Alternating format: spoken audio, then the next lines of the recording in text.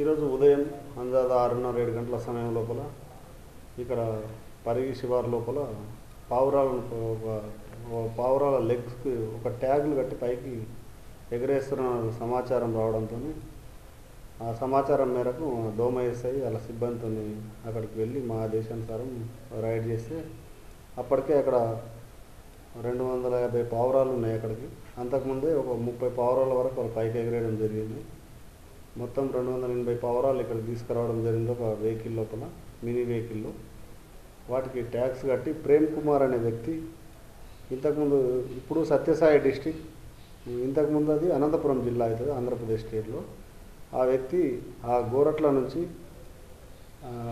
దగ్గర ఈ పావురాలకు ట్రైనింగ్ ఇచ్చి వాళ్ళు ఆ ట్రైనింగ్ చేసిన తర్వాత వాటికి ఒక ట్యాక్స్ కట్టి ఆ ట్యాక్స్తో ఉన్న పావురాలను ఇక్కడ ఎగిరేయడం వల్ల 100 కిలోమీటర్ల దూరంలో ఒక పరుగు పందెం అని, 200 కిలోమీటర్ల దూరం నుంచి ఒక పరుగు పందెంలాగా, రేస్ పందెంలాగా, 300 కిలోమీటర్ల దూరం నుంచి ఒక పందెంలాగా పెట్టి వాళ్ళు ఇలా ఎగిరేయడం జరుగుతుంది. ఇప్పుడు మనది వాళ్ళు అక్కడ ఉన్న ప్లేస్ నుంచి ఈ గోరుట్ల నుంచి ఇక్కడికి 300 కిలోమీటర్లు అవుతుంది కాబట్టి ఈ పరిగి ఏరియాని ఎంచుకొని ఇక్కడ నుంచి ఆ పావురాలను ఎగిరేయడం జరిగింది.